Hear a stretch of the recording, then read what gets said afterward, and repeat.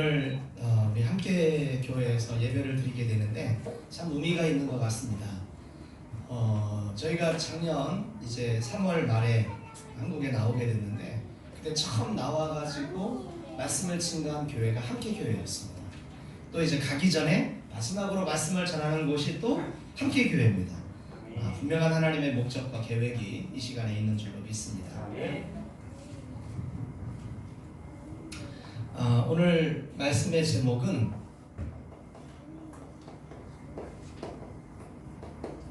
성막을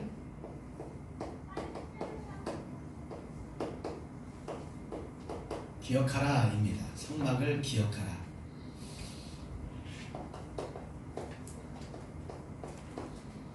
성경에 이 사단이라는 말이 나와 있는데 이 사단이란 존재가 이 세상에 존재하지 않는다면 우리가 예수를 믿을 필요가 없는 거죠. 근데 사단이란 존재가 정말 존재합니다. 이 사단이란 존재가 존재하는데 요한계시록 12장 1절부터 9절 말씀 보니까 이 사단이란 존재가 이 땅에 던져졌어요. 이제 하늘에서 큰 전쟁이 있어서 그 전쟁에서 패한 이 사단이란 존재가 이 타락한 천사들과 함께 이 땅 지구로 던져졌어요. 던져지니까 이제 어떤 일이 벌어지냐면 창세기 1장 2절에 이 사단이란 존재가 이 땅에 와가지고 흑암과 혼돈과 공허로 세상을 확 덮어버렸습니다. 그랬더니 나타나는 현상이 뭐냐면 요한복음 13장 2절의 말씀처럼 사람들의 생각과 마음을 장악해버렸어요. 이게 지금 흑암과 혼돈과 공허로 사단이 덮은 결과로 나타나는 현상입니다. 자, 그러다 보니까 이제 우리의 삶 속에 어떤 일이 벌어졌냐면 사도행전 8장 4절부터 8절에 보니까 육신적인 문제가 계속 일어나기 시작합니다. 질병, 어떤 가정의 문제, 경제의 문제, 산업의 문제, 관계성의 문제, 사건과 사고, 이런 모든 일들이 쭉 일어나요. 세상에서는 이것을 보고 뭐라고 말합니까? 운명이라고 말하는데 교회에서는 이것을 영적인 문제 이렇게 얘기를 합니다. 영적인 문제. 자, 이 세상에 이 땅에 일어나는 이 모든 문제가 영적인 문제예요. 이 영적인 문제라는 것이 뭐냐면 이 사단이라는 존재가 개입해서 일어난 문제가 영적인 문제입니다. 그러면 이 영적인 문제가 일어나면 어떤 문제가 일어나냐면 첫 번째로 우리에게 숨은 문제가 일어나요. 숨은 문제라는 것은 무엇입니까? 사단이 우리의 생각과 마음을 붙잡았다는 거예요. 그러다 보니까 걱정, 염려, 두려움, 불안함, 공황장애, 우울증, 불면증, 이런 여러 가지 정신적인 문제들이 우리에게 나타나더라는 거예요. 이게 그냥 일어나는 현상이 아니라 영적인 원인으로 우리가 하나님을 떠나 죄와 사단에게 잡혔기 때문에 이런 문제가 우리에게 일어났더라는 거예요. 이것만이 아니라 이제 우리에게 이런 드러난 문제가 계속 일어나기 시작하는데 아까도 말씀드린 것처럼 이 우리의 인생과 우리의 삶 속에 끊임없이 많은 문제와 갈등과 고민들이 우리에게 나타나기 시작합니다. 이것을 보고 영적인 문제라고 얘기를 하는 거예요. 그럼 이 영적인 문제가 왜 오느냐? 사실은 이 영적인 문제가 오는 원인이 있는데 그게 바로 근본의 문제입니다. 이 근본 문제라는 건 뭐냐면 인간의 근본은 우리가 하나님과 함께하는 거예요. 함께하는 것인데 이 함께하는 이곳에 문제가 왔다는 것입니다. 이 근본의 문제가 온 것을 근본 문제라고 해요. 인간의 근본은 영이신 하나님과 함께하는 것입니다. 영이신 하나님과 함께할 때 인간은 행복하고 평안하고 만족하고 문제가 없는 거예요. 그런데 인간이 하나님을 떠났기 때문에 이런 문제가 온 것입니다. 그것을 보고 근본 문제라고 말합니다. 그래서 인간이 창세기 3장 1절로 6절 보니까 하나님을 떠났죠. 하나님을 떠나니까 로마서 이거 3장 23절에 이것을 죄라고 말합니다. 이 죄를 지면 어떻게 되느냐? 요한 1서 3장 8절에 보니까 요한일서 3장 8절에 보니까 죄를 짓는 자는 마귀에게 속하나니 우리가 이 죄를 지었기 때문에 눈에 보이지 않는 사단에게 완전히 장악되어 있다는 것입니다.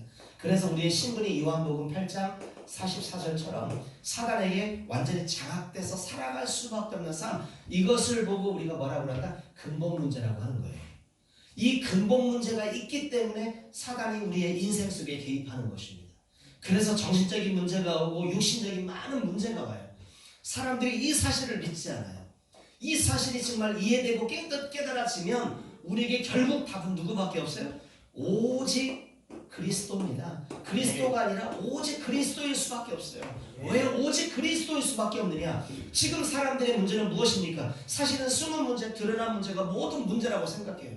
그러나 이 숨은 문제와 드러난 문제는 어떤 문제입니까? 사단이 개입해서 일어난 문제라니까요. 영적인 세계 속에 사단이 개입해서 일어난 문제가 영적인 문제이기 때문에 내 힘과 내 능력으로 해결할 수가 없어요. 내가 아무리 노력하고 내가 최선을 다하고 돈을 벌고 권력이 있다 할지라도 이 영적인 문제를 해결할 수 없어요. 왜요? 이 문제는 내 문제가 아니기 때문에. 영적인 세계에서 사단이 개입하여 일어난 문제이기 때문에 이 문제는 내 힘으로 내 능력으로 해결할 수 없다라는 것입니다. 그러면 이 영적인 문제가 왜 왔어요? 근본의 문제가 왔기 때문에 왔다라는 거예요. 그러면 이 근본의 문제가 해결되면 영적인 문제도 자연적으로 해결되는 것입니다. 영적인 문제가 해결되면 우리의 인생의 문제도 완전히 끝나는 거예요. 그런데 이 근본 문제를 끝내신 분이 누굽니까? 그리스도예요. 그래서 우리의 이 영적인 문제를 끝낼 수 있는 길은 오직 그리스도밖에 없다라는 것입니다. 그래서 그리스도만이 우리 인생의 모든 해답이요 결론인 것입니다.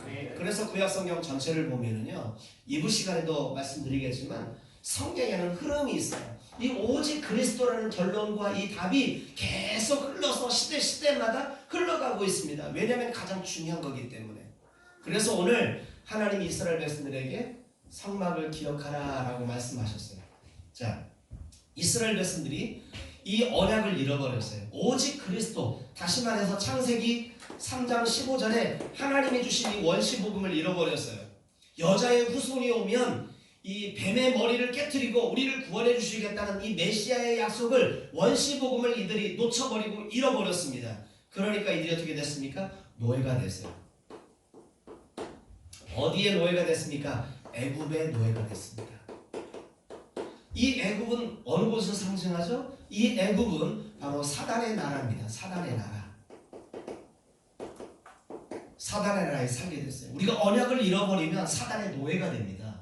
언약을 잃어버리면 사단의 그 권세 앞에 우리는 놓이게 되는 거예요. 그래서 우리는 언약을 절대로 잃어버리면 안 돼요.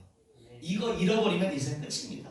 돈 아무리 많아도, 우리가 아무리 권세가 있고 아무리 능력 있고 실력이 있어도 이 언약을 잃어버리면, 하나님이 주시는 오직 그리스도라는 이 언약을 놓쳐버리면 우리는 끝나요. 왜요? 사단을 이길 수 없거든요. 이 세상에 그 어떤 사람도 이 사단의 권세를 이길 수 있는 사람이 없어요. 왜 우리가 사단을 이겨야 되냐? 우리의 문제가 영적인 문제이기 때문에. 사단이 우리의 인생 속에 개입해서 계속 숨은 문제와 드러난 문제를 주거든요. 우리에게 고통이 오고 재앙이 오고 걱정, 염려, 두려움, 부정적인 생각이 계속 들고, 지금 시대적인 정신병, 우울증, 불면증, 공황장애, 이런 것이 그냥 오는 것이 아니라 사단이 가져다 주는 것이라는 거예요. 여기서 어떻게 빠져나오겠습니까? 빠져나올 수 있는 길이 없어요. 그래서 성경은 오직 그리스도라는 답을 우리에게 주셨어요. 그런데 우리가 그걸 깨닫지 못해요. 그래서 사단의 노예되는 것입니다. 몇 년 동안 사단의 노예됐습니까? 430년 동안. 430년 동안 이 사단의 노예가 됐어요. 여기에서 이제 출애굽하게 됩니다. 무엇을 회복했을 때? 언약을 회복했을 때. 지금 우리가 환경이 어떻다? 상황이 어떻다? 이게 중요한 게 아니에요. 돈이 있다 없다 이게 중요한 게 아니고, 정말 어떤 환경과 문제와 환경 속에 있다 할지라도 이 오직 언약 되시는 예수 그리스도를 붙들게 되면 여기서 빠져나오게 된다고요. 해방받게 된다고요. 그 다음에 갔던 이들이 장소가 어디냐면 홍해바다입니다. 이들이 홍해바다를 갔어요. 이 홍해바다는 영적인 어떤 의미가 있냐면, 고린도전서 10장 2절에 보니까 이거를 뭐라고 말합니까? 단체로 세례를 받았다라는 거예요. 세례라는 뜻은 무엇입니까? 내가 예수 그리스도와 함께 죽고 예수 그리스도와 함께 살았다라는 것입니다. 그게 세례의 핵심이에요. 다시 말해서 이 사탄의 나라 바로에게서 빠져나와가지고 이들이 뭐 했어요? 구원받은 증거로 이들은 세례를 받았어요. 하나님의 자녀가 된 거죠. 그리고 완전히 사단의 나라에서 이제 하나님의 나라로 가는 여정 속에 이들이 만났던 장소가 바로 광야입니다. 광야. 데저트. 이 광야에서 몇 년 살았습니까? 광야 40년이라는 생활을 했어요. 그런데 이 광야 40년은 무슨 생활이냐면요, 바로 교회 생활입니다. 우리가 이 땅을 살아가는데 바로 광야 40년이에요. 지금 우리가 살아가 있는 시기가, 장소가 바로 광야 40년입니다. 먹을 것이 없고요, 입을 것이 없고, 뜨거운 햇볕, 견디기 힘든 여러 가지 환경과 여건 속에 우리가 놓여 있습니다. 하나님이 먹을 것이 없고 물이 없고 잠잘 곳이 없는 것 이미 아셨어요. 그럼에도 불구하고 이 출애굽한 이스라엘 백성들을 광야로 인도하신 목적이 뭐냐? 광야 40년 동안 있었던 모든 각인, 뿌리, 체질된 것들을 빼내주시기 위해서 광야라는 장소가 필요한 거예요. 아멘. 아무것도 없는 이 광야. 이 광야라는 말은 히브리어로 미드바르라는 뜻이에요. 이 미드바르라는 뜻이 뭐냐면 하나님의 말씀으로부터. 요한복음 1장 1절 보니까 태초에 하나님의 말씀이 계시니라. 태초에 하나님의 말씀이 계셨어요. 그래서 말씀으로 천지를 창조했잖아요.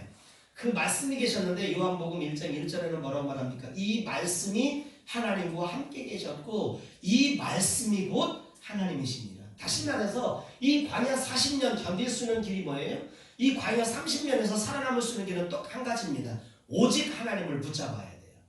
하나님만을 의지하고 하나님을 바라봐야 됩니다. 우리에게 경제 문제가 왔습니까? 경제 문제 해결할 수 있는 길, 내가 노력하고 최선을 다하고 내가 공부 열심히 하는 것이 아니에요. 그게 또 중요하지만 정말 중요한 건 뭡니까? 오직 복음, 오직 하나님을 붙잡아야 돼요. 오직 하나님의 말씀으로부터 미드바르, 하나님이 이곳에 우리를 불러 모으신 이유가 우리 속에 있는 잘못 각인 뿌리, 430년 동안 애굽에서 잘못 각인 뿌리 됐던 이런 것들을 다 빼내주시기 위해서 하나님이 우리를 광야로 부르셨다는 사실을 기억하시기 바랍니다. 아멘. 당연히 어려움이 있어요. 고통이 있어요. 어려움이 있어요. 그러나 성경은 뭐라고 말합니까? 40년 동안 살 동안 의복이 헤어지지 않고 신발이 닳지 않았다라고 얘기합니다. 아멘. 그 말은 뭐예요? 하나님이 함께 하신다는 거예요. 중요한 것은 사람들이 말합니다. 천국은 어떤 곳이 천국일까요? 라고 말하면 고통이 없는 것이요, 죽음이 없는 것이요, 행복한 거요, 먹을 거 많은 거예요, 이렇게 말합니다. 천국은 어느 곳이 천국인지 아세요? 하나님이 함께하는 곳이 천국. 아멘. 그래서 천국은 여기 있다 저기 있다 하지 아니하리니 천국은 내 마음속에 있느니라 그랬습니다. 우리가 예수님을 영접하는 그 순간 고린도전서 3장 16절에 보니까 너희가 하나님의 성전인 것과 하나님의 성령이 너희 안에 거하시는 것을 너희가 알지 못하느냐 그랬어요. 우리 마음속에 하나님이 계신다니까요. 아멘. 그래서 우리 마음이 하나님 천국이에요. 아멘. 뭐 좋은 집에 살고 의리의리한 집에 산다고 해서 천국이 아니에요. 저희가 이번에 시골을 다녀왔는데 저희 누나가 저희 시골에다가 집을 예쁘게 줬어요. 한 1억 2천 내는 그걸 해가지고 이게 막 꿈의 집을 탁 지어놨어. 뒤에는 바로 소나무가 쫙 있고요. 왼쪽 편에는 이 대나무가 쫙 펼쳐져 있고, 그리고 그 우리 집이 저희 동네에서 가장 높아요. 높아가지고 위에서 보면 동네가 다 보여 이게. 와, 그 좋은 동네에서 살다 한 이틀 자고 오니까요. 비염이 없어요. 비염이. 와, 풀이 비염이에요. 그래서 와, 살고 싶다. 그런데 영원히 살고 싶지는 않고 잠깐 다녀오는 건 괜찮더라고요. 그 좋은 곳만 가도 참 좋다. 좋다 그러는데 그 좋은 곳이 좋은 것이 아니라 진짜 천국은 어디예요? 내 마음에 하나님이 함께 하시기 때문에 어디를 가든지 간에 내가 있는 곳이 천국이라는 것입니다. 아멘. 여러분들 한 사람 한 사람이 천국이에요. 적은 인원이 모였지만 여러분들 한 사람이 천국이라는 사실을 가지고 가는 현장마다 현장이 바뀌고 사람들이 변하기 시작합니다. 이런 천국의 비밀을 누리시기를 주님 이름으로 축원을 드립니다. 아멘. 광야 40년의 시간이 지나고 어디를 가게 되냐면 이제 요단강을 가죠. 요단강을 건너가는데 이 요단강을 건너는 이유는 뭐냐면 영적으로는 죽음을 상징합니다. 죽음. 갈라디아서 2장 20절. 내가 그리스도와 함께 십자가에 못 박혔나니 그런즉 이제는 내가 산 것이 아니요 내 안에 그리스도께서 사신 것이라 라고 말씀하셨어요. 나는 죽어야 됩니다. 십자가 앞에 나는 완전히 죽어야 돼요. 내가 죽어야만 갈 수 있는 곳이 천국입니다. 내가 죽어야만 하나님이 일을 하세요. 내 것이 살아있고 아직 내가 하려고 하는 동기가 살아있으면 세계복음만 이룰 수 없어요. 제가 사실은 필리핀에서 선교를 주변 사람들이 말하기를 잘한다고 했어요. 교회를 세우고 그 다음에 학교를 세우고 지교회를 세우고 아프리카에 교회를 2개나 짓고 나름 열심히 하고 열심히 사역이었어요. 주변에 모든 사람들은 이정주 선교사 그러면 성공했네, 참 잘해, 야 선교회 모델이야, 이렇게 말할 정도로 인정을 받았어요. 그런데 최영성 목사를 딱 만나고 보니까 뭐 내 사역이 아니더라고. 뭐 보이는 게 중요한 게 아니라 몇 명 모이고 안 모이고 이거 중요한 게 아니라 정말 중요한 것은 우리의 문제가 영적인 문제라는 사실을 모르면 답이 안 나와요. 제가 처음에 와가지고 우리 함께교회에서 말씀드렸던 게 크리스찬들이 반드시 알아야 될 3가지에 대해서 말씀드렸어요. 우리의 문제가 영적인 문제입니다. 이 영적인 문제라는 문제가 없으면 답이 없어요. 저는 그런데 답은 잘 알았어요. 지금도 답은 잘 알아요. 성경을 구약부터 신약까지 그리스도의 관점으로, 구속사적인 관점으로 쭉 뚫어버리고 설교하고 또 이제 세미나도 하고 많이 했습니다. 답은 잘 알았어요. 근데 왜 답이어야 되는지를, 왜 그리스도여야만 되는지를 몰랐어요. 그전에는 이렇게 알았죠. 우리 인간의 근본 문제를 해결할 수 있는 길이 오직 그리스도밖에 없다. 제가 옛날에 그것까지만 배웠어요. 영적인 문제를 못 배웠어. 그러다 보니까 인생의 문제가 해결이 안 되는 거죠. 여러분, 지금 우리가 당하고 있는 정신적인 문제와 육신적인 모든 문제가 영적인 문제가 맞습니까? 정말 사단이 개입한 인생의 문제가 맞아요? 그렇다면 우리의 문제를 해결할 수 있는 답은 뭐밖에 없어요? 오직 그리스도밖에 없는 거예요. 아멘. 문제를 모르는데 어떻게 답을 알겠습니까? 우리는 답만 붙들고 있었어요.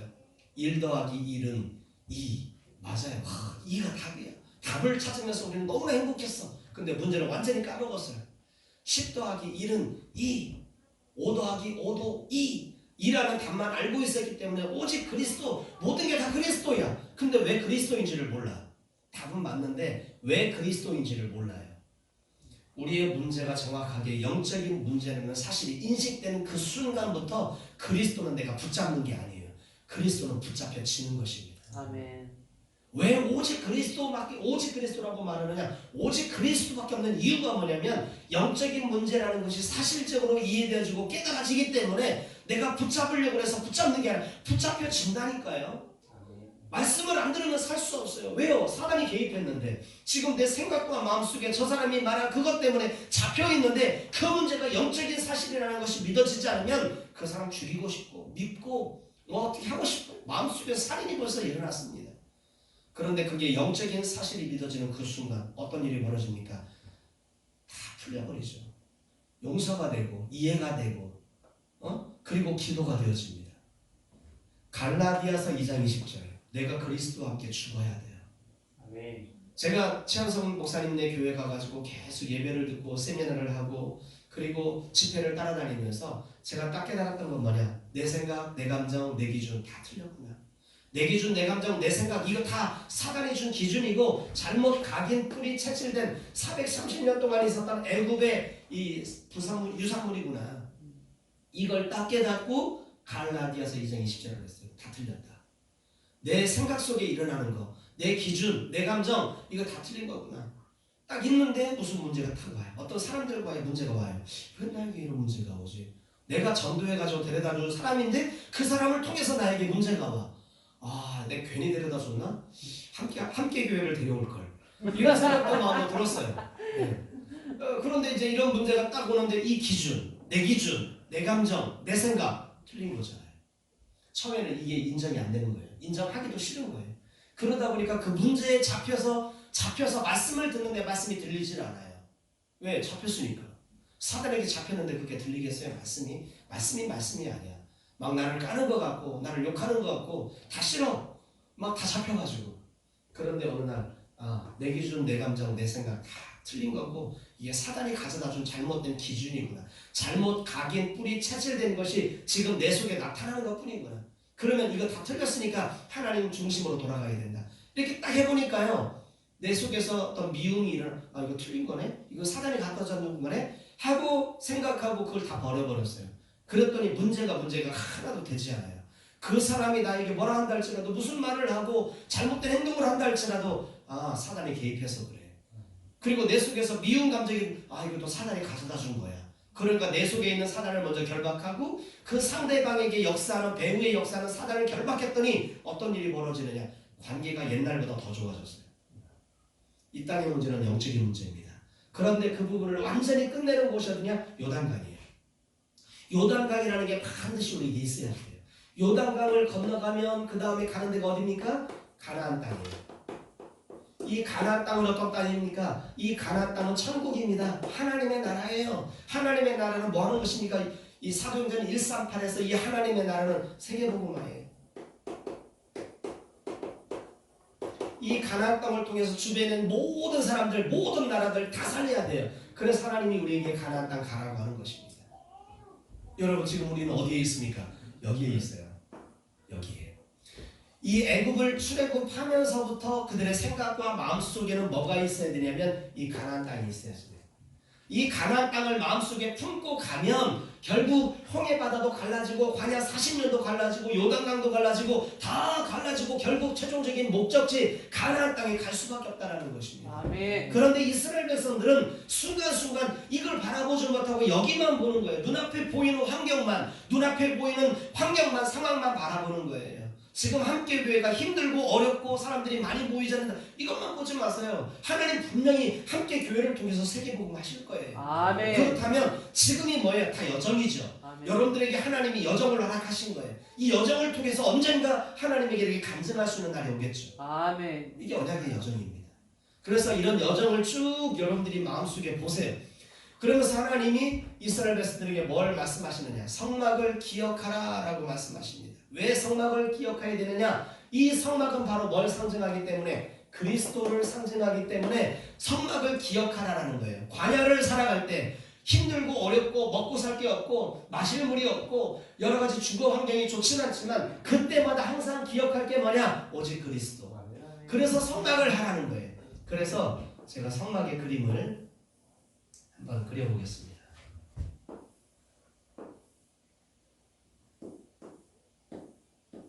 이게 문입니다. 이게 집을 그릴 때 제가 집을 필리핀에서 많이 그려봐가지고 제가 도면을 직접 그려서 집을 쳤어요. 필리핀에 지교에 이 지적도나 아니면 예를 들어서 건축 그 설계도를 보면 항상 이게 집으로 표시할 때 이렇게 한 거예요. 배우시기 바랍니다. 자 그리고 있고요.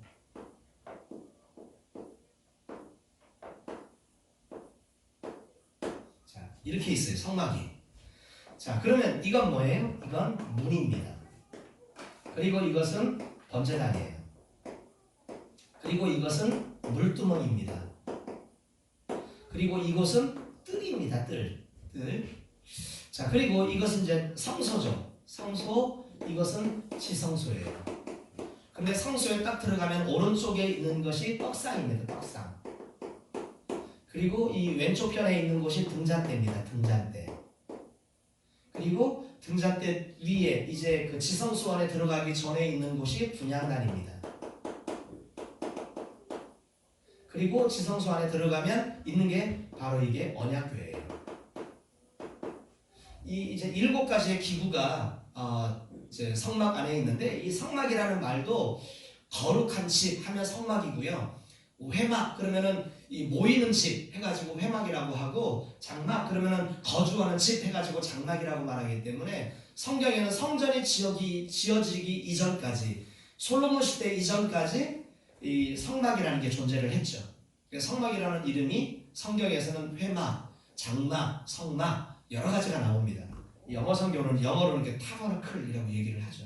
자 그렇다면 우리가 한번 좀 살펴볼 부분들이 뭐냐면 문입니다. 문. 자, 이 문은 이스라엘 백성들이 진영을 항상 그 세팅을 할 때마다 어떻게 했냐면요, 이 성막을 중심으로 중간에다 딱 놓고 여기에 세 지파, 여기에 세 지파, 여기에 세 지파, 여기에 세 지파 이렇게 딱 모였어요. 그래서 모든 동서남북에 세 지파씩 포진하고 성막을 중심으로 성막을 바라보고 캠프를 치는 거예요. 그 말은 뭐냐? 성막 중심의 삶을 살으라는 거예요. 그러면 우리가 학원을 하고 우리가 직장을 다니고 우리가 가정생활을 하고 우리가 자녀를 키우는데 모든 중심이 뭐냐? 성막 중심이라는 거예요. 아멘. 다시 말해서 그리스도 중심으로 살아야 된다는 것을 보여주고 있는 것입니다. 왜요? 이 광야 생활을 살고 있거든요. 우리가 지금 중요한 건 우리 광야 생활을 살아가고 있는데 광야에는 마실 물도 없어요. 먹을 떡도 없습니다. 아무것도 없어요. 하나님을 바라보지 않으면, 하나님이 아니면 살아갈 수 없는 미드바르라니까요. 미드바르. 하나님의 말씀으로부터 살아가야 돼. 하나님이 아니면 살아갈 수 없는 곳이 바로 광야입니다. 이 광야 속에서 하나님은 성막 중심으로 살아라 하고 모든 이 이스라엘 전 지파 12지파에게 이 세 지파씩 동서남북으로 이 성막 중심으로 살아가도록 만드셨어요. 그래서 모든 지파는 행진을 할 때 또 이제 그 행진을 멈추고 이제 장막을 칠 때 모든 지파들이 세 지파씩 동서남북으로 성막을 향해서 장막을 쳤습니다. 자, 그렇다면 첫 번째 이 문, 여기 있는 지파들은 바로 들어갈 수 있잖아요. 제사를 드릴 때. 그런데 뒤에 북쪽에 있는 지파들은 힘들어. 돌아서 와야 돼요. 그렇죠? 동쪽과 이 서쪽에도 마찬가지고. 그럼 불평을 할 수 있습니다. 다 문을 좀 만들어 달라. 그런데 문은 딱 하나밖에 없어요. 왜요? 의미가 있기 때문에 그렇습니다. 이 문은 사도행전 4장 12절 말씀처럼 다른 이로서는 구원을 얻을 수 없나니 천하 인간의 구원 얻을 만한 다른 이름을 우리에게 주신 적이 없느니라. 이 문은 뭘 상징하느냐? 바로 예수 그리스도를 상징하는 거예요. 구원은 오직 예수 그리스도밖에 없어요. 다른 것으로 구원받을 수는 길이 없습니다. 불교 좋은 종교입니다. 천주교 선행을 많이 베푸는 종교예요. 다 좋은 종교입니다. 종교는 선한 목적을 가지고 지어진 거예요. 좋아요. 그런데 문제는 뭐냐? 영적인 문제를 해결할 수 없어요. 우리의 영적인 문제를 해결할 수 있다면 부처 믿어야 됩니다. 영적인 문제를 마리아가 해결할 수 있다면 천주교 다녀야 됩니다. 그런데 그 어느 누구도 이 영적인 문제를 해결할 수 없어요. 구원받을 수 없어요. 이 구원의 길은 오직 예수 그리스도밖에 없다라는 거예요. 그것을 우리에게 말씀해주고 있어요. 그런데 이 문에 보면 네 가지의 천으로 만들어지는데 청색, 홍색, 그 다음에 자색, 배색. 배색은 흰색을 말하는 거예요. 자, 이 청색, 홍색, 자색, 배색 이 네 가지 색깔로 만들어지는데 이 네 가지 색깔에 대한 모든 의미가 있어요. 예수님은 어떤 분이냐? 우리에게 생명을 주시는 분입니다. 우리에게 생명을 주신 분이에요. 창세기 1장에 보면 인간을 창조할 때 하나님이 어떻게 창조하세요? 하나님 말씀으로 창조하죠. 그리고 하나님과 함께하도록 창조하십니다. 그런데 요한복음 1장에 보면 온 천하가 모든 것이 누구로부터 왔다고요? 예수 그리스도로부터 왔다라고요. 그로 말미암아 모든 세상이 다 지어졌고 그로 말미암지 않고 지어진 것이 하나도 없다라고 말씀하십니다. 생명을 주시는 분입니다. 예수 그리스도는 어떤 분이냐? 생명을 주시는 분이에요. 그리고 생명을 줬는데 인간이 타락해서 범죄했어요. 그 범죄한 인간을 구원하기 위해서 피를 흘려 대신 죽어주시는 분이어야 되는 거예요. 우리를 위해서 홍색은 바로 피를 상징합니다. 희생을 상징해요. 우리 인간이 죽어야 될 내 죄를 위해서 대신 죽어줬습니다. 내가 왜 사단에게 잡혔나요? 사단에게 잡힌 이유가 뭐예요? 죄 때문에, 원죄, 자범죄 때문에. 이 모든 죄를 위해서 대신 죽어주셨어요. 그분이 우리의 누구십니까? 왕이세요. 자색은 왕들만 입었던 옷입니다. 왕이에요, 왕. 우리의 왕이라는 거예요. 그분은 어떤 분이냐? 거룩하신 분입니다. 죄가 없으신 분이에요. 우리의 모든 죄를 깨끗이 하시는 분이에요. 그분만이 우리의 구원의 문이라는 것입니다. 이게 지금 성막에서 하나님이 우리에게 주시는 거예요. 이 의미를 가지고 너희들이 진을 쳤을 때 성막을 바라보면서 늘 기억해라. 이 구원의 문 오직 예수 그리스도밖에 없다라는 것입니다. 자, 두 번째 번제단. 이 번제단은 어떤 것을 상징합니까? 이 번제단은 예수 그리스도의 죽음을 상징하는 거예요. 예수 그리스도가 죽어야만 우리의 모든 죄가 사해진다는 것입니다. 왜요? 인간은 범죄한 죄인이기 때문에 하나님을 떠난 것을 보고 성경은 죄인이라고 말하잖아요. 하나님을 떠난 것이 성경에서 죄입니다. 죄를 졌기 때문에 눈에 보이지 않는 사단에게 잡힌 거예요. 그런데 이 죄 문제를 해결하기 위해서 어떻게 되냐? 우리가 대신 죽어야 돼요. 창세기 2장 17절 보니까 이 선악과를 따먹는 날에는 너희가 정령 죽으리라. 인간은 죽어야 된다니까요. 그런데 왜 죽지 않고 살았느냐? 누군가 대신 죽어줬기 때문에. 그게 창세기 3장 21절 얘기입니다. 예수 하나님이 범죄한 아담과 하와에게 오셔서 양의 가죽을 찢어가지고 양을 찢어 죽이시면서 피 흘리면서 죽어가는 그 양을 아담과 하와가 바라보는 그 앞에서 피가 뚝뚝뚝 떨어지는 그 양을 가죽을 뺏겨서 그 가죽 옷으로 아담을 입혀주세요. 그 가죽옷. 아담이 죽어야 될 그 죄를 위해서 죄 없는 양이 대신 죽어주셨어요. 근데 그 양은 누구를 상징하는 거예요? 앞으로 이 땅에 오실 예수 그리스도를 상징하는 거예요. 자, 예수님이 대신 죽어주시는 곳이 번제단입니다. 그래서 번제단에 보면은요, 이렇게 있으면 이쪽에 양쪽 귀수기에 이렇게 딱 이렇게 보면 4개의 뿔이 있어요. 이 뿔에다가 양을 다 묶는 것입니다. 사제를 다 묶어요. 묶어놓고 거기서 칼로 찔러서 죽여서 피를 흘리고 내장을 갈라내고 버릴 건 버리고 여기서 이제 그 태워드리는, 하나님 앞에 태워서 번제로 드리는 장소가 이 번제단이라는 거예요. 그래서 이 뿔은 뭘 상징하느냐? 권능을 상징합니다. 뭘 상징해요? 우리의 모든 죄가 있어도 우리의 죄를 묻고 우리를 위해서 십자가에서 대신 죽어주신 예수님의 권세를 상징하는 거예요. 그래서 죄를 진 자가 이 번제단의 뿔을 잡기만 하면 살아나는 역사가 있어요. 오늘 그 역사가 여러분들에게 있기를 주님의 이름으로 축원을 드립니다. 성막에 들어가면, 구원의 문에 들어가면 첫 번째로 하는 일이 뭡니까? 양장해야 돼요. 피 흘려야 돼요. 그런 다음에 세 번째 물두멍입니다. 이 물두멍은 놋으로 만들어졌어요. 이 놋. 그러면서 이 사이즈는 정해지지 않았습니다.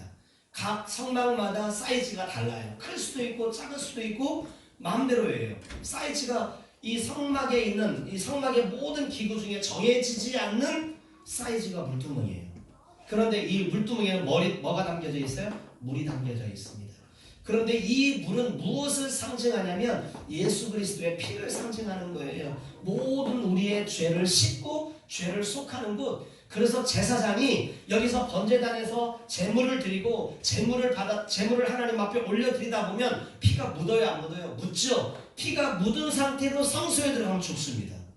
그래서 그 죽음을 면하기 위해서 반드시 이 물두멍에서 씻어야 돼요. 손을 씻고 발을 씻어야 됩니다. 그리고 놋으로 만든 이유가 뭐냐면 이 놋으로 이렇게 만들면 반짝반짝 빛이 나고 내 얼굴이 비춰지잖아요. 보는 거예요. 피가 묻었는지 안 묻었는지를. 이것이 바로 말씀입니다. 말씀의 거울로 우리를 비춰봐야 돼요. 목사님이 말씀을 증거하시는데 매주 주일마다 말씀을 선포하시는데 그 말씀을 통해서 내 자신을 보는 거예요. 내가 지금 못 넘어가고 있는 부분들이 있는가? 나에게 지금 숨은 문제가 있고 드러난 문제가 있는데 이 문제 속에 내가 넘어가지 못하는 부분들이 있는가? 이 부분들을 말씀으로 내가 비춰보는 곳이 물두멍이라는 곳입니다. 자, 그렇고 이제 이 뜰을 지나 이제 성소로 이렇게 들어가게 되는데, 성소로 들어가면 있는 게 오른쪽에 뭐가 있다고 그랬어요? 떡상 있다고 말했습니다. 이 떡상은 12개의 떡이 있어요. 12조각에 12개의 떡이 있어요. 이 떡이 만들어져 있는데 이 떡은 상징하는 게 뭡니까? 말씀입니다. 우리가 말씀을 들어야 돼요. 이 12개의 떡은 누구를 또 상징하냐면 이스라엘의 12지파를 상징하는 것입니다. 12지파가 날마다 말씀을 먹어야 되는데 요한복음에 보니까 이 말씀이 뭐라고 말합니까? 그리스도예요. 다시 말해서 그리스도가 아니면 살아갈 수가 없다는 것입니다. 매일매일 우리가 그리스도를 들어야 되고 그리스도를 붙잡아야 된다는 거예요. 그 매일매일마다 우리가 기도 수첩을 해야 되는 이유가 뭐냐? 기도 수첩을 통해서 날마다 그리스도의 말씀을 붙잡아야 돼요. 여러분, 믿음이 언제 나오는지 아세요? 로마서 10장 17절 보니까 말씀은 들음에서 나고 들음은 그리스도의 말씀으로 말미암느니라 그랬어요. 이 그리스도의 말씀을 들을 때 우리의 신앙과 믿음이 자라나요. 우리 믿음이라는 것은 구원의 수단입니다. 에베소서 2장 8절 보니까 이 믿음은 하나님의 은혜로부터 주어지는 거예요. 그래서 이 말씀이 믿어진다? 깨달아진다? 이 말씀이 믿어지고 깨달아지면 여러분들에게 엄청 은혜가 될 거예요. 은혜가 되기 시작하면서 자신감이 생기고 뭔가 확신이 생기고 그러면서 세상에 나가서 오직 그리스도를 붙들고 나아가서 살아갈 때 하나님이 함께 하시기 때문에 환경이 절대로 문제가 안 됩니다.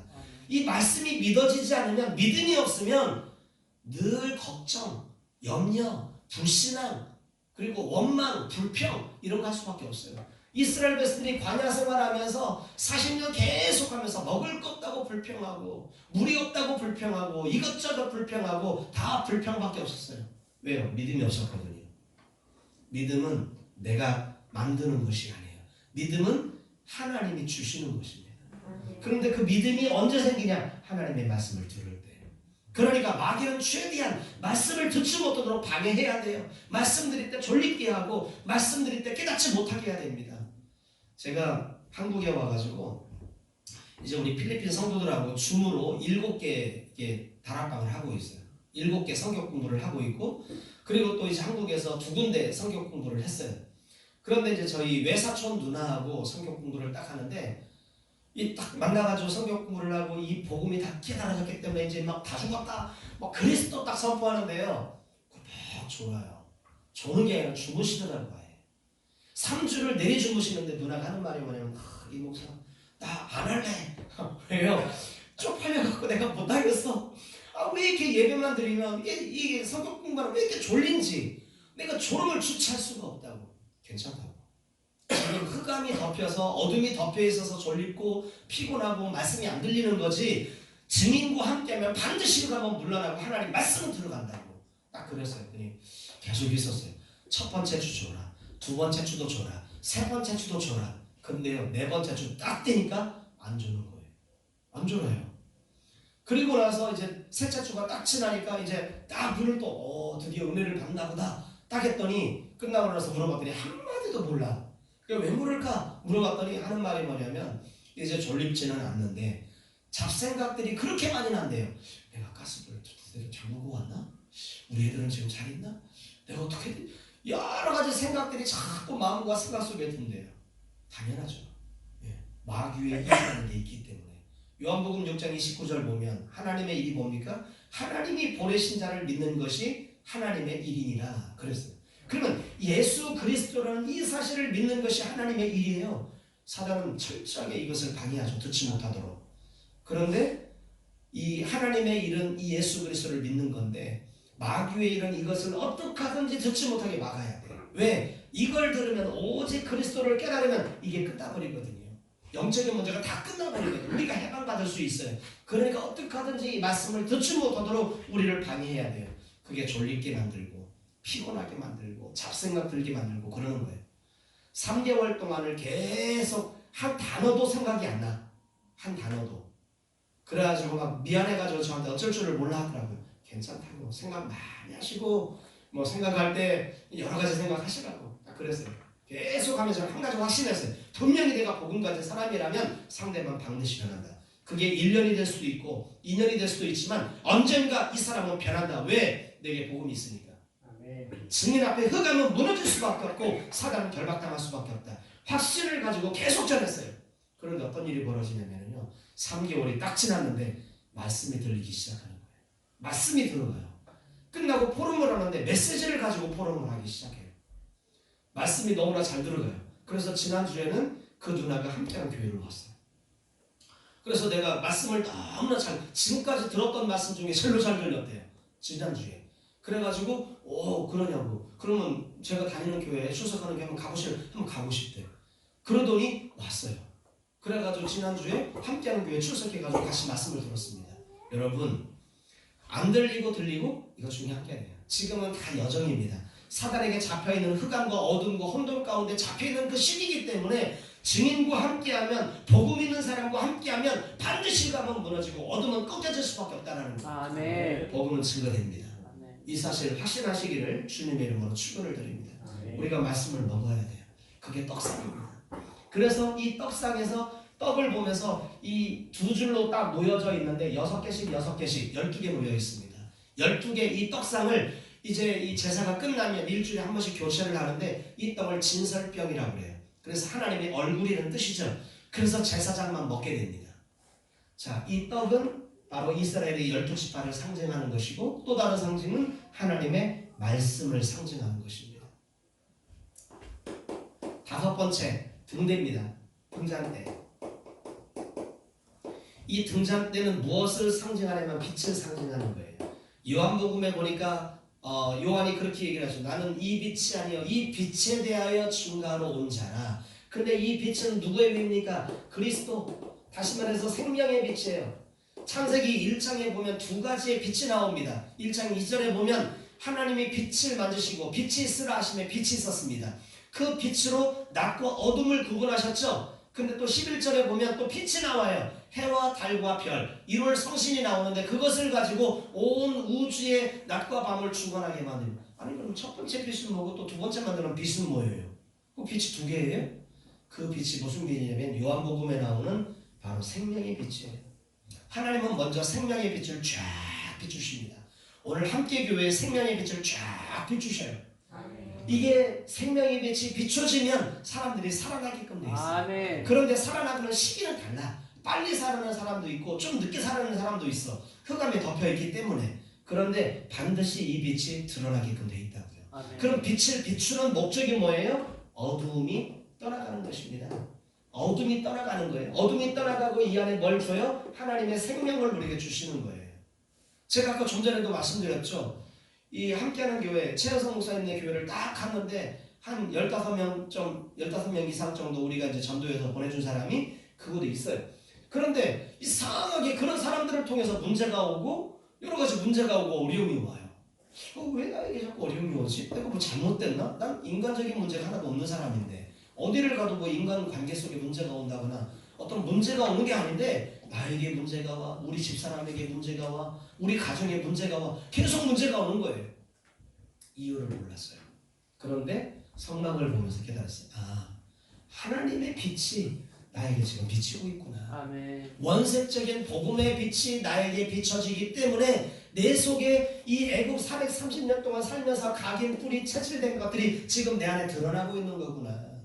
이 부분들을 드러나게 하시는 이유가 뭡니까?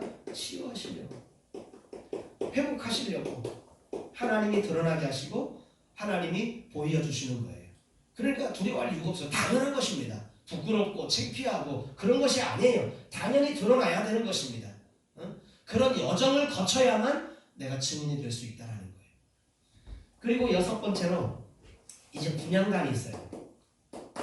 이 분향단은 여러분이 분향단은 어떤 단이냐면요, 이 분향단은 지성소를 들어가기 전에 있는 마지막 성막의 기구입니다.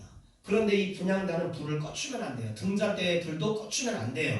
그런데 이 등잔대와 이 분향단의 불은 어떤 불로 사용하는지 아세요? 이 번제단의 불을 가지고 사용하는 거예요.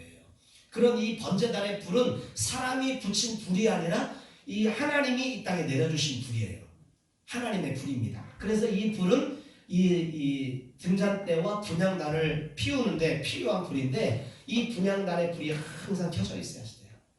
그리고 이 불이 나와 있고 이 분향단은 어떤 거냐면 이 대제사장이 1년에 한 번씩 지성소에 들어가서 대속죄일 때 하나님 앞에 속죄를 하는 날인데 들어갈 때 이 분향단을 먼저 쏙 집어넣습니다. 이 언약궤 있는 쪽에다가 지성소 안에다 쑥 집어넣어요. 그러면 연기가 자욱하게 나오고 향이 나옵니다. 여기서 뭐냐면 이 분향단이 뜻하는 것은 그리스도의 중보기도입니다. 예수님이 우리를 위해서 성전 우편에서 하늘 우편에서 우리를 위해서 기도하고 계시죠. 이 기도의 향기입니다. 기도의 향기. 하나님이 우리를 위해서 기도하시는 기도의 향기예요. 그래서 우리를 보지 말고 대제사장이 나를 보지 말고 누구를 보느냐? 이 예수 그리스도를 보라는 거예요. 내 향기를 맡지 마시고 내 냄새를 맡지 마시고 사람과 죄인의 냄새를 맡지 마시고 예수 그리스도의 냄새를 맡고 나를 만나달라는 거예요. 그래서 대제사장이 이 지성소 안에 들어가기 전에는 분향단의 향을 가지고 지성소에 쑥 밀어넣다가 한참 있다가 연기가 모락모락하고 뿌옇게 되어지면 그때 지성소 안에 대제사장이 들어가는 것입니다. 그때 나를 보지 않고 하나님은 누구를 보는 거예요? 주님을 보는 거죠.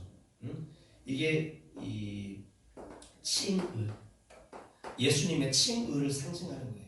우리는 죄인이지만 우리 속에 예수 그리스도가 계시기 때문에 하나님이 우리를 보시는 게 아니라 우리 안에 누구를 보는 거예요?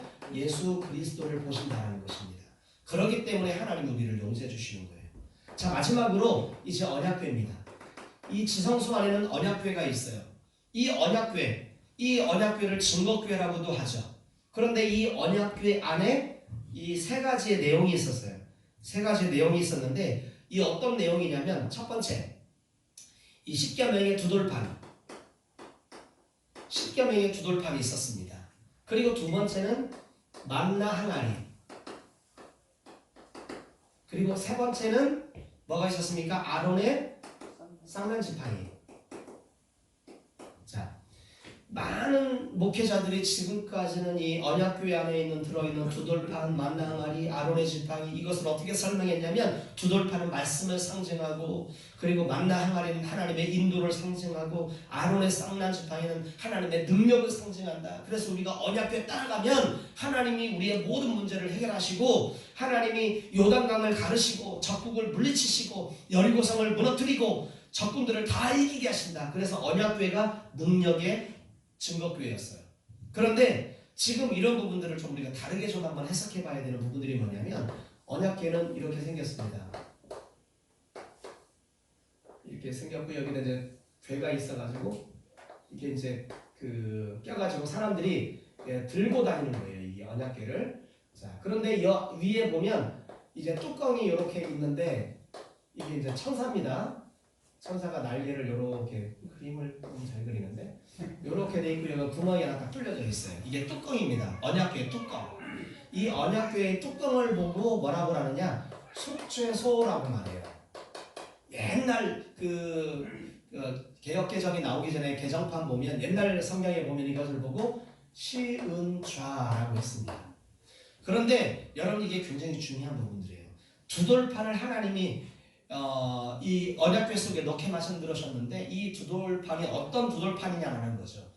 모세가 시내산에 가서 40일 동안 금식하면서 십계명 두돌판을 하나님이 직접 주셨어요. 모세의 손에. 그런데 이스라엘 백성들이 그때 뭐 했죠? 그때 뭐 했냐면 이제 이 우상을 숭배하고 종교 가운데 빠졌어요. 그래서 모세가 그 돌판을 데리고 딱 내려왔는데 막 우상 앞에 범죄하고 그 다음에 막 난리 법석이 아니에요. 그래서 이 모세가 받아온 하나님으로 받더니 십계명 두돌판을 그들에게 집어 던졌어요. 너희들은 하나님 주신 이 계명을 받을 자격이 없어 하면서 집어 던져버렸습니다. 그리고 나서 내려가가지고 그들을 명령된 일을 행했냐고. 그러면서 하나님 편에 섰을 사람 나와라 딱 그랬더니 그때 나온 지파가 무슨 지파입니까? 레위 지파입니다. 근데 레위 지파는 창세기 34장에 보면은요 세겜성에서 언약을 남발해서 세겜성의 모든 남자들에게 할례를 다 받게 해서 다 끙끙 앓고 집에 누워있고 흰모 쓰고 있을 때 이 레위와 시몬이 성벽을 타고 올라가서 칼과 창을 들고 가서 그 누워있는 남자들을 다 죽여버렸어요. 한 명도 남기지 않고 그 성 안에 있는 모든 남자들을 다 죽여버렸습니다. 하나님이 너무나 진노하셨죠. 그 모습이 창세기 49장에 결론적으로 나와요. 그래서 야곱이 12아들을 축복하면서 그 레위와 시몬을 뭐라고 말하느냐? 레위와 시몬은 살인자예요. 그들은 그들의 모의에 참석하지 말지어다. 그들은 이스라엘에서 끊어질 것이고 흩어질 것이고 저주와 혹독한 맹렬한 노를 받을 것이다 라고 말하면서 이렇게 하나님의 이 분노를 이 야곱의 아버지를 통해서 선포하게 하세요. 그런데 이 출애굽기 32장에 그 범죄한 이스라엘 백성들 앞에 모세가 하나님 편에 섰을 사람 나오라 그랬더니 아무도 안 나오는데 딱 나왔던 지파가 레위 지파예요. 레위 지파에게 말합니다. 너희들 양손에 칼을 잡고 진중 이곳에서 저곳까지 칼을 휘둘러 너희 형제와 자매와 친구와 너희 모든 사람들을 죽여라. 그러면서 그거 눈을 보면 그렇게 할 수 없기 때문에 눈에다가 안대를 하고 수건을 둘러매서 눈에 보이지 않게 하면서 이쪽 끝에서부터 저쪽 끝까지 칼을 휘둘러서 사람들을 죽이게 만드는데 그때 죽었던 사람의 숫자가 3,000명이에요. 3,000명이 죽음을 당합니다. 그런데 그때 이제 하나님의 진노가 멈추죠. 그래서 모세가 다시 산에 올라가서 십계명 두돌판을 받아요. 그래서 의미가 있는 것입니다. 이 십계명의 두돌판은 이스라엘 백성들이 우상 숭배하고 범죄하여 종교 가운데 빠졌을 때 하나님이 다시 주신 거예요. 그러니까 십계명 두돌판을 무엇을 기억하느냐? 너희들이 우상에 빠졌던 때를 기억하라는, 너희들의 모습이 우상과 종교 가운데 빠질 수밖에 없던 연약한 인간의 모습이라는 것입니다. 그리고 만나 항아리. 여러분 이스라엘 백성들이 계속 원망하고 불평하죠. 먹을 것 때문에. 맨날 가시 같은 거칠고 막 이런 것만 들으면 우리도 밥 먹고 싶고 고기 먹고 싶다. 그때 하나님이 주신 게 만나와 메추라기잖아요. 메추라기. 그래서 만나 항아리를 딱 집어넣은 이유가 뭐냐? 너희들은 항상 원망하고 불평하지 않느냐. 우리가 이런 존재라는 것입니다. 우리가 아무리 믿음이 있어도 잘 가는 것 같은데 제가 어제 말고 지난 토요일, 어제 말고 지난 토요일 날 저 열받았어요.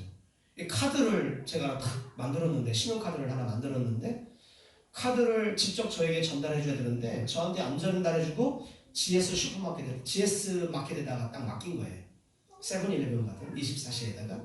그래서 찾아가래요. 알았다고. 그리고 달라고 그랬더니 안 줘요. 왜 안 주냐 했더니 QR코드를 보여달래. 아니 내가 무슨 QR코드가 있냐고, 이거 받았는데. 그래서 신분증을 딱 보여주니 절대로 안 준대. QR코드를 보내달래.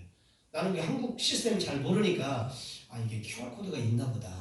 인터넷 막 뒤져보고 막 어플 깔아보고 했는데 없어. 아무리 찾아봐도 없는데. 했더니 그 아가씨가 하는 말이면 QR코드 없으면 못 주겠다 그러더라고. 카드를 딜리버리 해준 사람한테 전화했어요.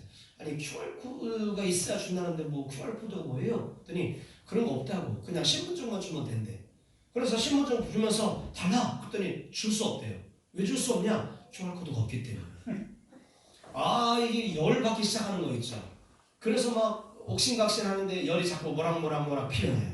나는 되게 많이 됐다고 생각했거든. 이게 막 상대방의 문제가 영적인 문제로 보이고 누가 뭐라 그래도 열받지 않고 화나지 않고 저 사람 뒤편에 지금 사단이 역사하는 거고 내 생각과 마음속에 사단이 역사해서 그러는 거야 라고 생각하는데 나도 모르게 열이 조금씩 받아올라오기 시작하더라고요. 옛 체질 나오기 시작하는 거예요. 조금 화가 나. 그래서 딜리버리 했던 사람한테 전화를 하는데 또 전화 통화가 안 돼. 4번 동안 전화 통화가 안 돼요. 더 열받아. 그래서 통화가 됐는데 뭐라고 하더라고요. 그래서 안 돼요 그러더라고. 다시 얘기를 해서 달라고 했더니 못 주겠대요. 그러니 이제 막 열 받았어. 아니 당신이 왜 내 카드를 안 주는 거야? 그러면서 막 이제 존댓말도 없어졌어. 반말이 이제. 그러면서 막 싸웠어요. 인간은 다 똑같다니까요. 불평 원망. 나는 어느 정도 됐다. 난 이제 이 영적인 문제를 알고 오직 그리스도가 됐기 때문에 난 넘어갔다라고 생각했는데 그 사건을 딱 보니까 연약한 내 모습. 애굽에서 430년 동안 각이 뿌리 채질됐던 것들이 점점점 올라가기 시작하는데 논리를 가지고 그 여자를 죽이고 다그치기 시작하는 거예요. 그러면서 막 열받으니까 나 안 받아! 나 카드 나 취소할 거야! 딱 나왔어. 전화해가지고 막 카드사에 전화하니까 안 받더라고요. 그러면 GS에다 신고한다고 그랬어. 그 아가씨를. 그래서 막 GS에 전화를 딱 했더니 휴일이라 또 전화가 안 돼. 다 안 되는 거죠. 막 열 받아요. 우리 집사람 다락방을 딱 태워다 주고 그래도 화가 안 끝나. 그래서 사역자 모임에 안 갔습니다. 인간이 이렇다니까요. 아무리 된 것 같아도 원망하고 불평한 인간의 모습이 계속 나와. 그래서 이걸 기억하라는 거죠. 이 언약궤 속에 뭐가 담겨 있느냐? 그렇게 원망하고 불평했던 내 모습이 그대로 담겨져 있는 거예요. 이걸 보라는 거예요. 너의 정체성, 이 아이덴티피케이션을 알라는 거죠. 너의 정체성이 어떤 정체성이냐? 우상과 종교 가운데 빠지고 원망과 불평했던 그런 사람이라는 거예요. 여러분, 이 아론의 지팡이는 어떤 지팡이입니까? 이 고라라는 자손이 하나님 앞에 거역을 하죠. 모세와 아론을 거역합니다. 거역해서 반역을 일으킵니다. 너희들만 하나님 앞에 음성을 듣고 너희들만 하나님과 대화해, 우리도 해 하고 말하면서 이 고라 자손이 하나님 앞에 이 반역을 하고 거역을 합니다. 그때 땅이 벌려져서 그들을 삼켜버리죠. 그리고 분향단에서 향단에서 불이 나와가지고 그들을 다 살라 죽여버립니다. 그러면서 각 지파에서 지팡이를 하나씩 가져라. 그리고 이제 12지파에서 지팡이를 딱 가져왔는데 아론의 지팡이만 싹이 나요. 그리고 열매가 맺혀요. 그걸 보면서 하나님이 아무에게나 말씀하시지 않고 아론에게만 말씀하셨다는 것을 그들에게 상징적으로 보여주는 거예요. 그럼 이 아론의 쌍난 지팡이는 하나님의 능력을 상징하는 것도 맞아요. 제가 말씀드린 게 틀린 게 아니라니까요. 맞아요. 그런데 무엇을 상징하느냐? 또 한편으로는 인간의 연약한 거역하고 사람들을 반역하고 하나님을 배신하는 이런 모습이 우리에게 담겨 있다는 거죠. 인간의 모습입니다. 이게 언약궤 속에 있어요. 그런데 중요한 건 뭐예요? 속죄소. 다른 말로 쉬운 죄. 이곳에 뭘 쏟느냐? 피를 부어요. 이곳에 피를 부으면, 짐승의 피, 양의 피를 부으면 이 피가 어디에 떨어져요? 이 언약궤 안으로 들어갑니다. 이 언약궤 안에 뭐가 있었어요? 두돌판, 그 다음에 아론의 쌍난 지팡이, 만나 항아리, 3가지 인간을 대표하는 이런 반역하고 거역하고 불평하고 원망하고 우상과 종교에 빠졌던 내 모습이 있어요. 그런데 그곳에 뭐가 부어지는 거예요? 예수 그리스도의 피가 부어지는 거예요. 그러면서 우리를 용서해 주시고 우리를 덮어주시는 거예요. 우리가 왜 언약궤를 메고 갈 때 요단강이 갈라지고 이 언약궤를 메고 갈 때 여리고성이 무너지고 이 언약궤를 메고 갈 때 전쟁에서 승리합니까? 하나님이 함께 하시기 때문에. 아멘. 왜 하나님이 함께합니까? 하나님이 함께하는 이유가 뭐냐? 예수 그리스도의 보혈의 피가 우리에게 발라졌기 때문에. 그렇죠? 하나님이 우리와 함께하시기 때문에 이 모든 전쟁에서 우리가 승리하고 환경과 이 상황 속에서도 우리가 승리할 수 있다는 거예요. 여러분 지금 우리의 모습은 이겁니다. 누가 잘났네 못났네 목사, 전도사, 평신도, 장로 할 것 없이 우리는 다 똑같아요. 아멘. 직분만 다를 뿐이지 제 수치도 말했잖아요. 제가 막 그 GS 아가씨한테 막 큰 소리 쳐. 지금 GS도 못 가요. 사 먹고 싶어도 못 사는 거예요. 집 앞에. 그렇게 난리를 쳐놨는데 어디 가서 뭐 사고 그랬겠어요. 그게 연약한 인간이라니까. 이게 목사도. 근데 목사하는 걸 몰라서 다행이지. 알았으면 시험 들었겠죠. 그런 인간의 연약한 모습이 언약궤 안에 담겨져 있습니다. 그런데 이 모든 것을 용서해 주시는 건 뭐예요? 오직 예수 그리스도. 아멘. 하나님의 은혜가 아니면 살아갈 수 없는 존재라는 것입니다. 그래서 하나님이 성막을 바라보라는 거예요. 40년 동안 광야 생활을 했는데 40년 동안 광야 생활을 하면서 항상 우리가 무엇을 중심으로 살아야 되느냐? 성막을 중심으로 성막을 바라보면서 오직 하나님의 은혜를 구하라는 거예요. 우리가 잘났으면 얼마나 잘났고 우리가 돈이 있으면 얼마나 있겠습니까? 그렇죠? 우리가 똑똑하면 얼마나 똑똑하겠습니까? 하나님의 은혜가 아니면 살아갈 수가 없어요. 오직 예수 그리스도. 왜요? 우리의 문제가 영적인 문제, 하나님을 떠나 저와 사단으로부터 온 근본의 문제로부터 온 문제이기 때문에 이 문제를 해결할 수 있는 길은 오직 예수 그리스도밖에 없다는 것입니다. 그리스도가 아니면 살아갈 수 없다는 거예요. 아멘. 그래서 하나님은 이 성막을 주시면서 이 성막을 늘 바라보고 광야 40년 동안 살 동안 우리에게 있는 각인, 뿌리, 체질된 것을 빼내라는 것입니다. 오늘 우리 함께교회 우리 사랑하는 모든 성도님들에게 이 하나님의 은혜가 임하시기를 주님의 이름으로 축원을 드립니다. 아멘. 기도하겠습니다. 고마우신 하나님, 은혜를 진심으로 감사를 드립니다. 우리는 이처럼 연약한 존재입니다. 하나님